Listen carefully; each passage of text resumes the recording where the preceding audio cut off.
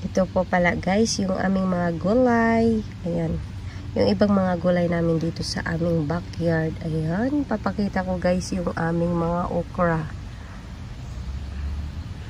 Ayan. Malapit na magbunga yung aming mga okra guys. Mag-umpisa ng ano. Ayan, mamulaklak. Yan dito sa kabila. Ayan. Nag-ano na yung bulaklak guys ng aming okra. Unang bisis pa lang magtanim ng asawa ko dito sa Amerika ng okra guys. Hindi pa masyadong marami yung tinanim niya ngayon kasi trinay pa lang niya kung maganda ba. Ayan. Ayan yung ano, bulaklak ng okra. Kasunod yan, bunga na. Yan, ang lalaki ng mga dahon. Ang lalaki ng mga dahon ng okra guys. Ang gaganda. Yan. Ang ganda ng mga okra. Excited na kami guys na mamunga ito. Dahil talagang masarap yung okra. Ito naman, meron naman ano dito guys. Ayan. Yan. Kulitis or kalkalunay. Ayan, kalkalunay sa Ilocano. Yan, meron din dito mga ano kalkalunay kasi gusto yan ng asawa ko gawing dinengding. Yan. Mahilig yung asawa ko ng kalkalunay. Ito naman yung mga sili. Ayan. Ito yung mga sili namin guys. Nakapasok lang. Ayan. Nag-umpisa ng mamunga ang mga sili. Ayan. Bunga guys. Oh. Ito yung ano. Habanero. Yan. Habanero na sili guys. Ibang ano naman. Ibang variety yung tinanim ng asawa ko ngayon. Na sili. Sabi niya mas ano daw to, mas maanghang tong habanero. Ayan, mga nakapasok lang yung mga sili guys. Meron pa doon sa kabila. Ito muna yung aking ano ipapakita. Ayan, yung may mga okra. Ang gaganda ng ano guys, ang healthy ng mga dahon ng okra. Yan. Pati din yung mga ano, mga sili. Ang gaganda. Ayan. May kalabasa pa daw guys. Ayan.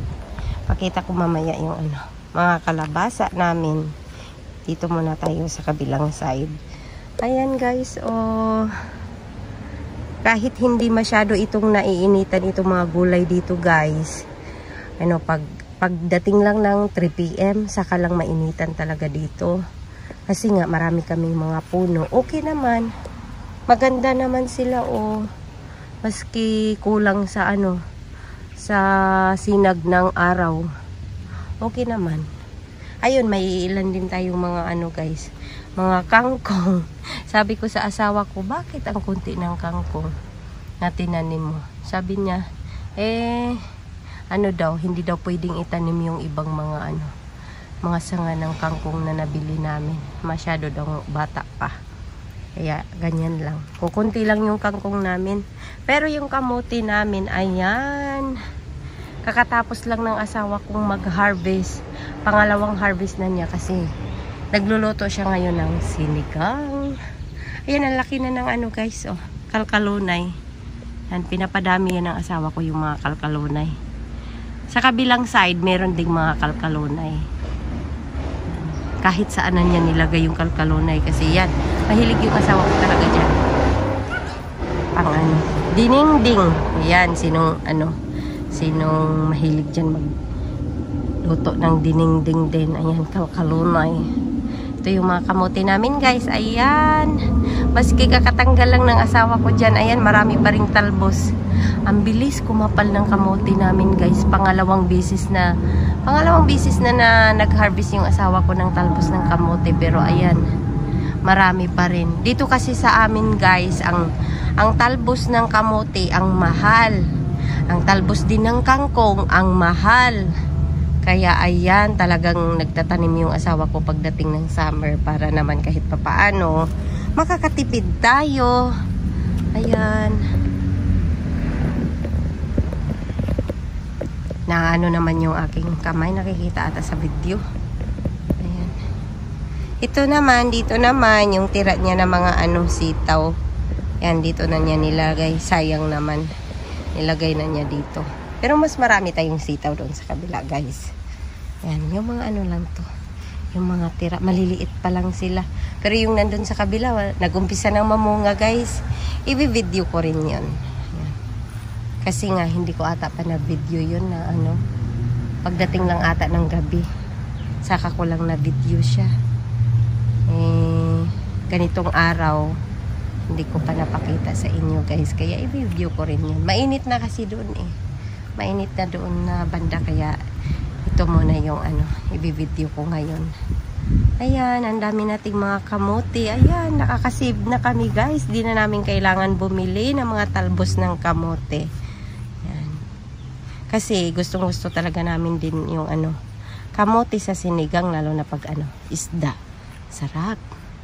Ito naman yung mga kamatis. Ayan, mga na to, mga tira-tira ng asawa ko na kamatis. Late na niyang natanim ito sa paso, kaya ganyan, hindi siya masyadong maganda tingnan. Yung nandun sa kabila namin, ang daming bunga. Dami ng bunga ito. Huli na. Pero okay pa rin yan pagtiyagaan. Kasi nga late na siya nakabili ng ng container. Ayan, ang ganda, diba, guys? Ang ganda pag maraming mga gulay, iba't ibang gulay sa garden. Next summer, magdagdag na naman ng ibang mga gulay. Yan. Ito yung mga nadagdag ngayon, yung okra. Yan. Excited talaga ako sa okra. Ayan, meron pang guys. Ayan, siya, naghahanap ng makain. Ayan, naghahanap ng makain. Hindi ko alam kung itong insekto na to, guys. Ang gaganda ng dahon ng okra. Ayan. Ito tayo sa kabila. Pakita natin yung mga yung mga kalabasa. Ayan. Ayan. Makita nyo sa nakaraan kong video. Maliit pa lang yung aming kalabasa. Hindi pa lang masyadong gumapang. Ngayon, ay nako, guys.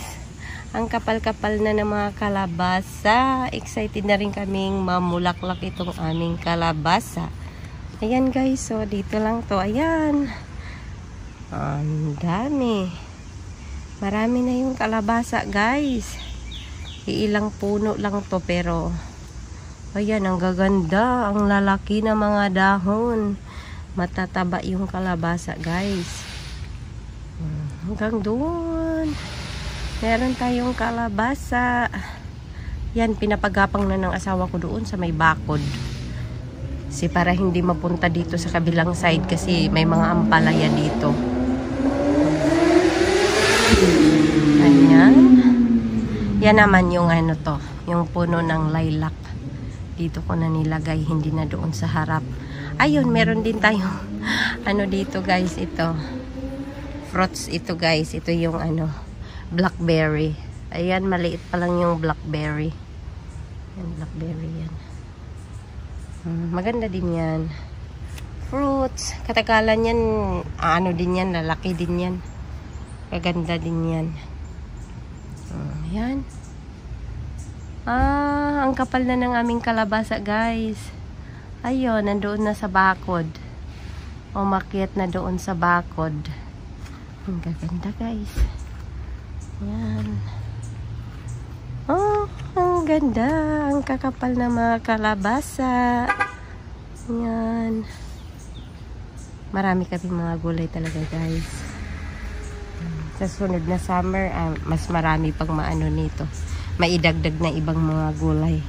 Sabi ko sa asawa ko magdagdag ng iba. Yung naman para iba't ibang mga gulay dito sa aming backyard. Yan.